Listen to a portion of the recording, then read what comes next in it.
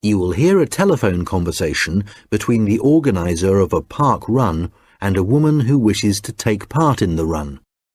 First, you have some time to look at questions 1 to 6.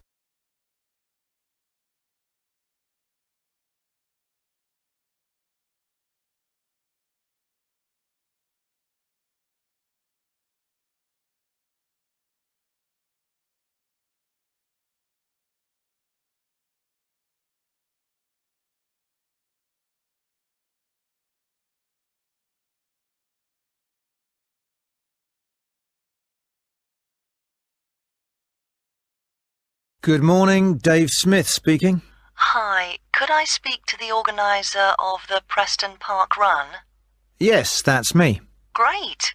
I was talking to some friends of mine about the run, and they suggested I contact you to get some more details.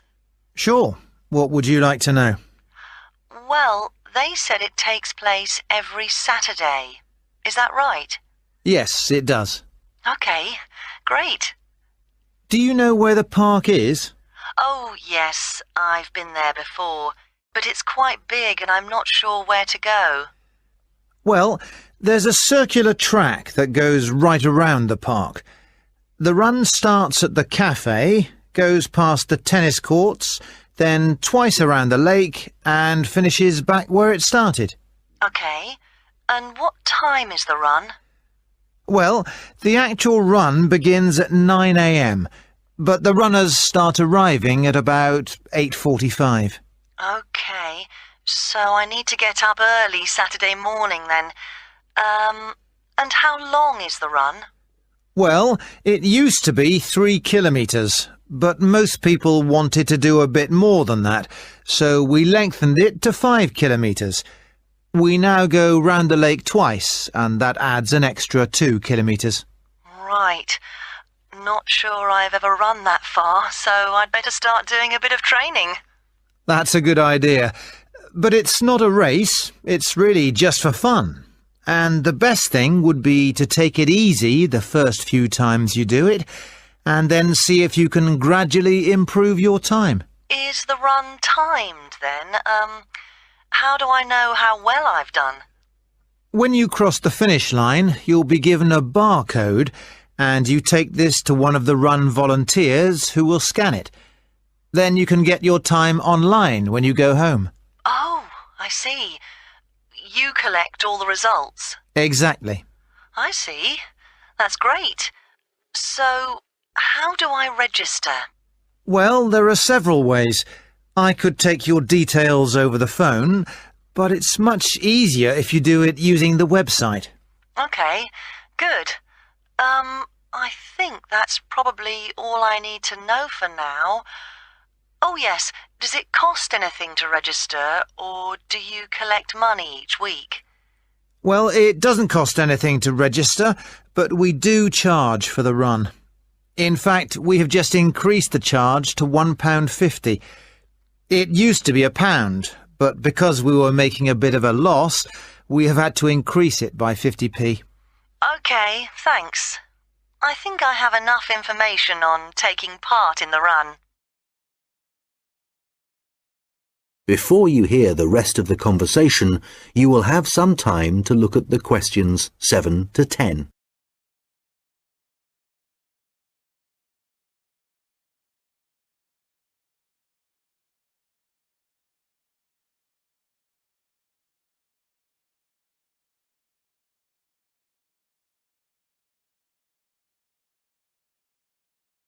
Now listen and answer questions 7 to 10. You mentioned volunteers. I have a friend who is interested in helping out. Can you give me some details so I can pass them on to her? Sure. Well, you need to ask your friend to contact Pete Morn. He manages all the volunteers. Okay. I didn't quite catch his surname. Was it Morn? M-O-R-N? No, just a bit more complicated. It's M-A-U-G-H-A-N.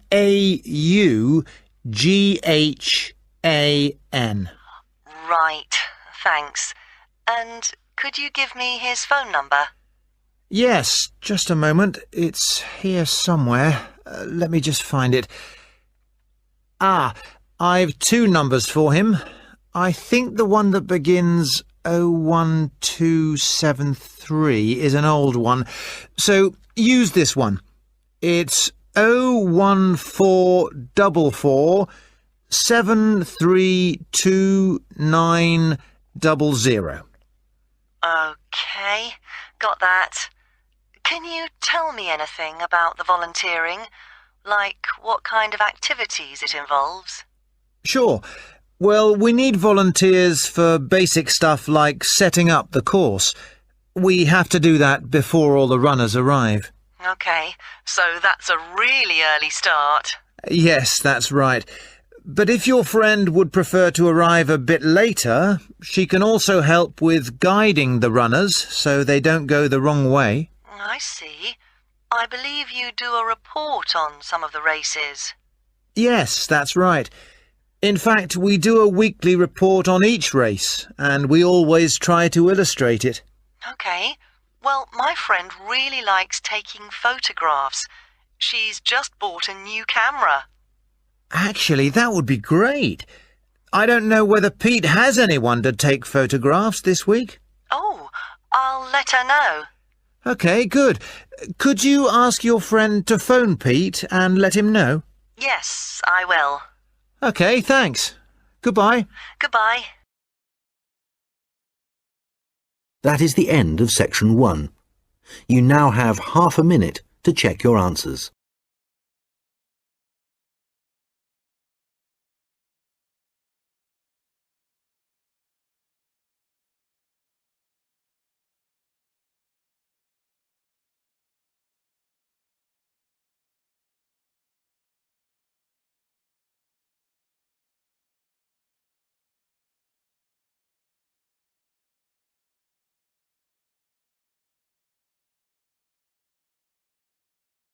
Now turn to section 2. Recording 40. You will hear a recorded message about a bus tour.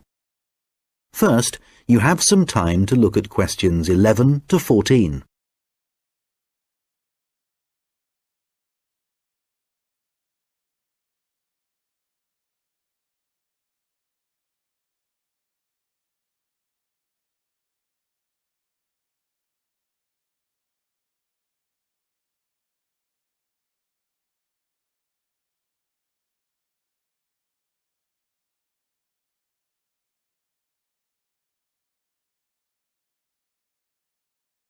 Thank you for calling the phone line for the Pacton-on-Sea bus tour. This is a recorded message lasting approximately 4 minutes, and it provides general information on the town bus tour. Pacton-on-Sea is a beautiful West Coast town and has attracted tourists for many years. One of the best ways of getting to know the town is to take the bus tour, which provides a wonderful viewing experience from one of our open-top buses. The tour is a round trip of the town, and there are a total of 4 stops where passengers can get on and off the bus. A lot of people start at the first stop, which is at the train station, as this is where many tourists arrive in the town. The next stop after the station is the aquarium, which is famous for its dolphin show, and which has recently expanded to include sharks. This is well worth a visit and is very reasonably priced. Leaving the aquarium, the bus tour goes along the coast road and after a few kilometers comes to the old fishing village, where you can get off to stroll along the waterfront. There are some original buildings here, but most of the area has been modernized and is now used as a harbor for all kinds of sea craft, including yachts and some amazing powerboats. The tour then heads off to the last stop, and this is where most of the shops are. So for those of you keen to do a bit of shopping, this is the place for you. Our advice is to go to this part of the town in the morning when it is relatively quiet. It does get very busy in the afternoons, especially at the height of the season. This area of the town includes an ancient water fountain where many people like to have their photograph taken, so do look out for this. Before you hear the rest of the conversation, you will have some time to look at the questions 15 to 20.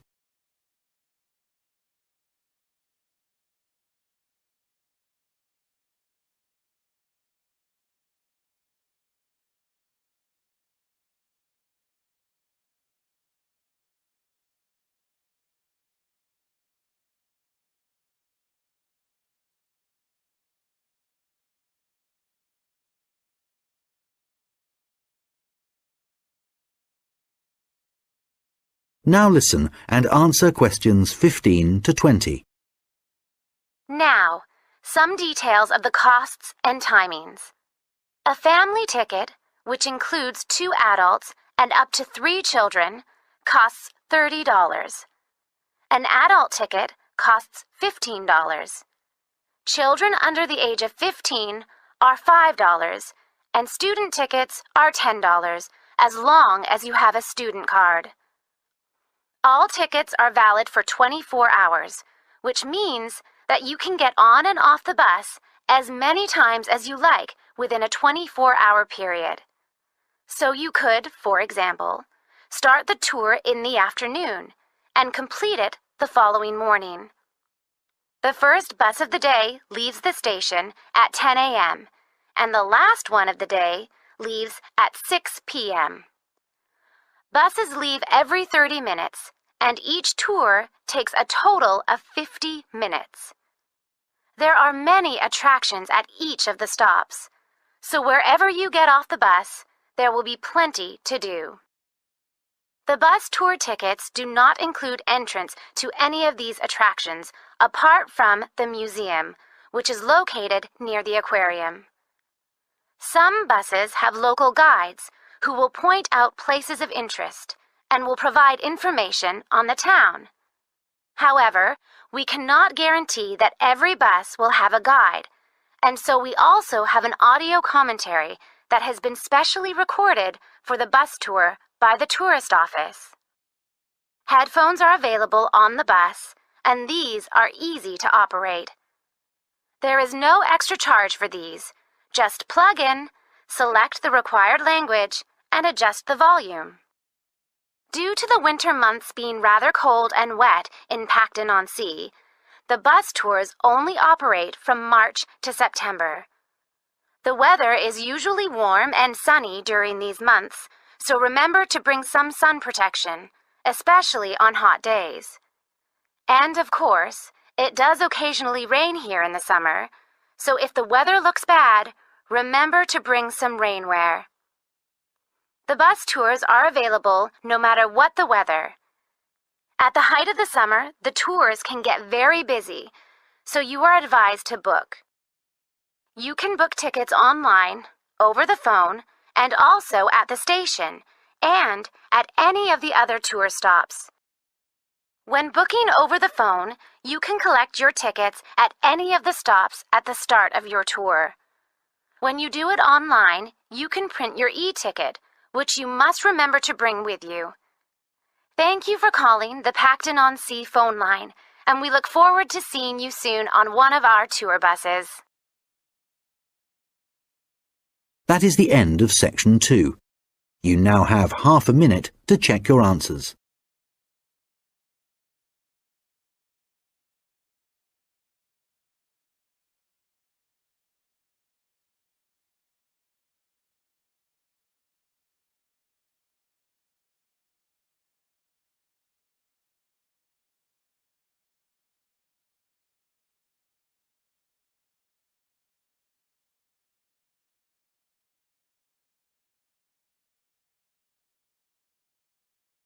Now turn to section 3. Recording 41. You will hear a conversation between an admissions officer and a manager from the university's technologies department. First, you have some time to look at questions 21 to 26.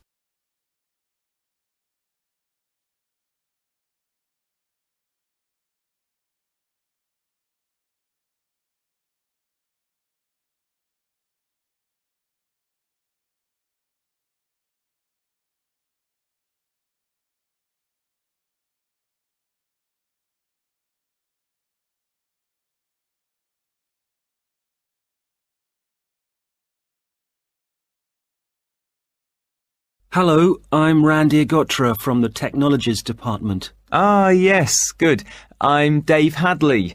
Thanks for coming to see me. That's okay. I believe you want us to do some work for you. Yes, that's right. I'm responsible for student admissions to the college, and I use a computer system to help process student enrolments and to do the timetabling. But it really doesn't suit the way we work these days. It's over 10 years old, and although it was fine when it was first introduced, it's just not good enough now. Okay, what problems are you experiencing?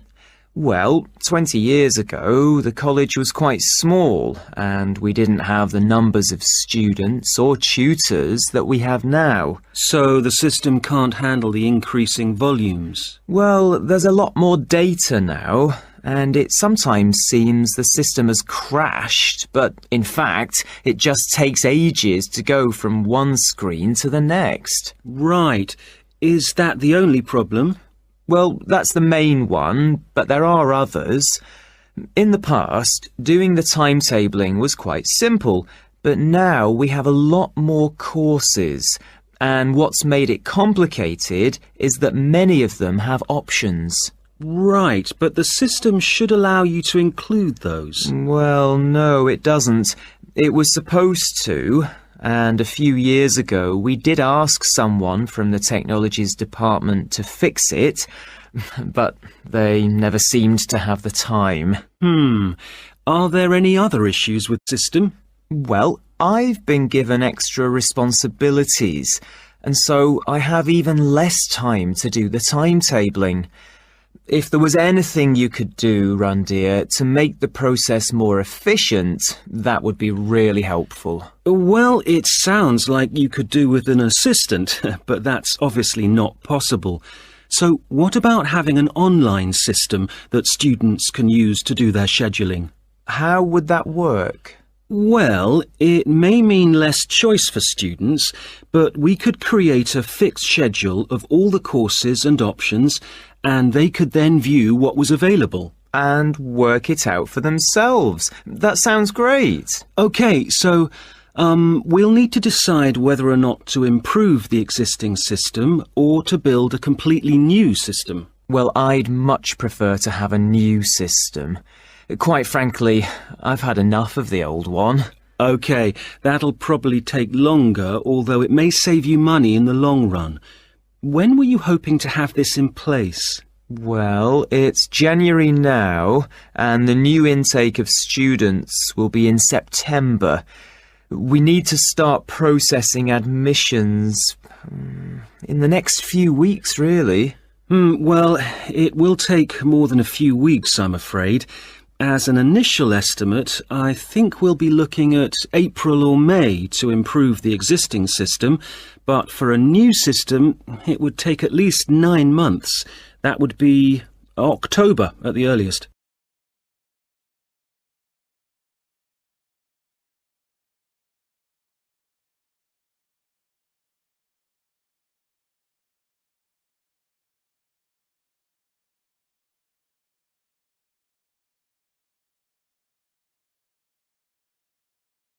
Now listen and answer questions 27 to 30. What are the next steps if we are to have a new system? Well, the first question is, do you have support from your senior management? Yes, I've already discussed it with them, and they're also keen to get this work done. Okay, because I was going to say that's the first thing you need to do, and without that we can't go ahead. Yes, I've done that. That's good. Actually, they mentioned that there's probably a form I need to complete to formally start the project. Yes, that's the next thing you need to do. I'll send you an email with a link so you can fill it in online. It's called a project request form. Okay, great. And then what happens? Well, I have a list of things, but I think the third thing you should do is see Samir. He's our analyst who will look at the system and identify what needs to be done. Okay, can you send me his contact details and I'll set up a meeting with him? Okay, that's good. So we should soon be able to get a team together to start the work. Some members of our team work in different locations, so it's not easy to have face-to-face meetings. That's okay. I'm used to having conference calls, providing they're not late at night. Right, so I'll send you details of the team, and if you could set up a call, that would be great. Okay, I'll do that. Thanks. That is the end of section 3. You now have half a minute to check your answers.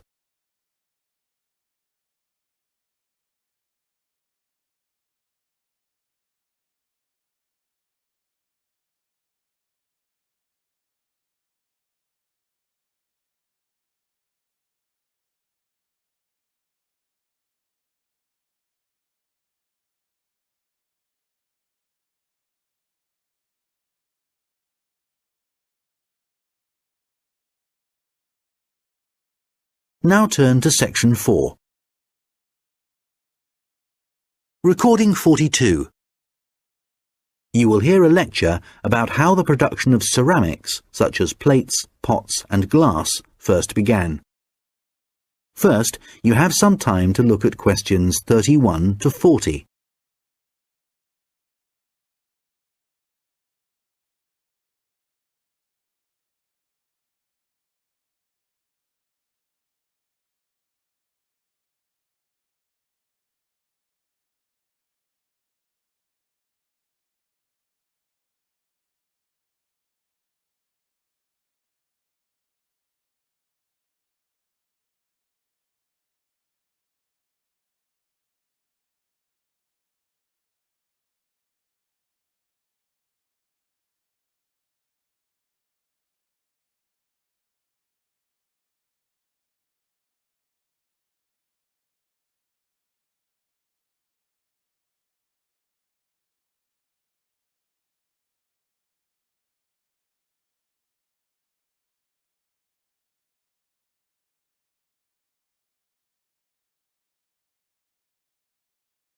Now listen carefully and answer questions 31 to 40.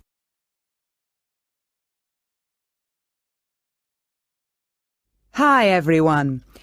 Today I'm going to be talking about the origins of ceramics.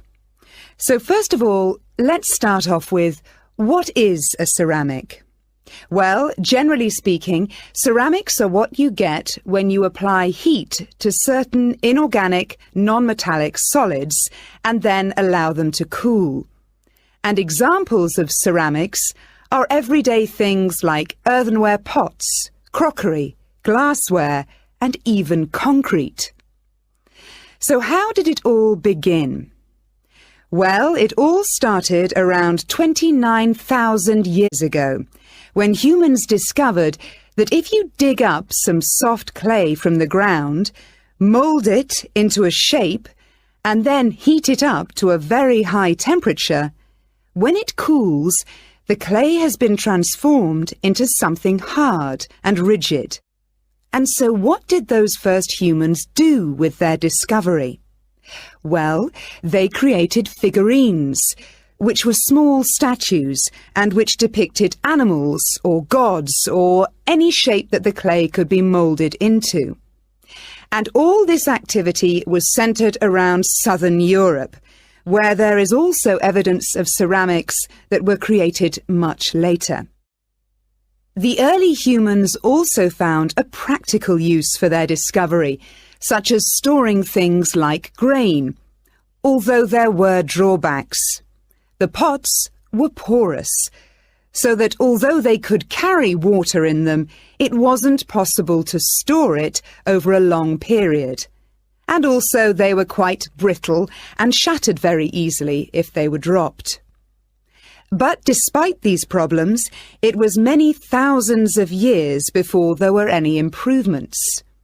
In China, at around 200 BC, they discovered that by adding minerals to the clay, they could improve both the appearance and the strength of the ceramics. But it took nearly 1,000 years before they perfected the process to produce high-quality ceramics known as porcelain.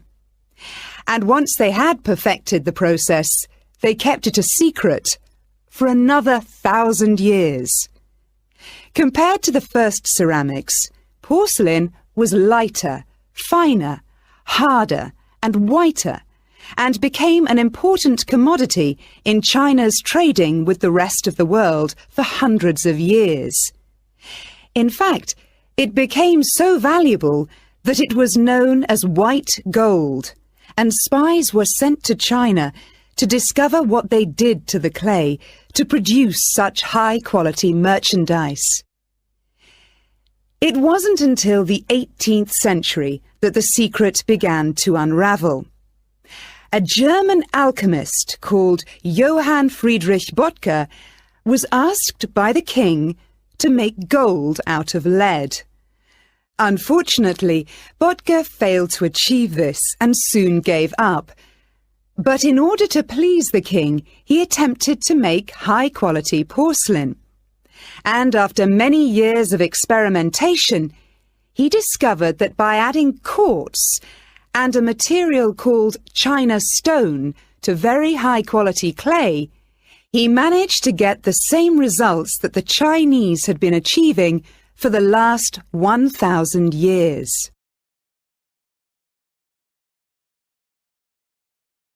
We'll now look at another ceramic which is made from mixing sand with minerals and heating to over 600 degrees Celsius.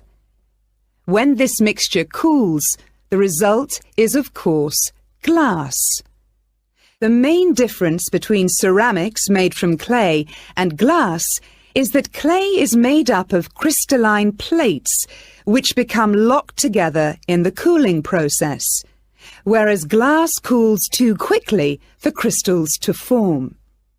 Apart from that, the process of heating up naturally occurring materials to transform them is the same. The origins of glass date back to 3,500 BC, but it wasn't until the Roman Empire 2,000 years ago that the art of glassblowing and the practical uses of glass became more widespread. One of the more innovative uses was to use it in windows, as up until then they had just been holes in walls. It must have been very drafty in those days. The Romans were also responsible for inventing concrete, and although the origins are uncertain, experts think that this is largely due to the high level of volcanic activity in the area.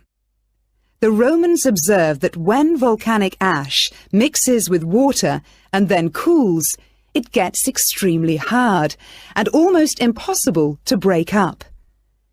The chemical reaction that follows is very complex and continues for many years, and the concrete just keeps getting harder. Evidence of this are the numerous Roman remains that are still standing, many of which are almost completely intact. One of the most important facts about concrete for the Romans was that it can be created underwater.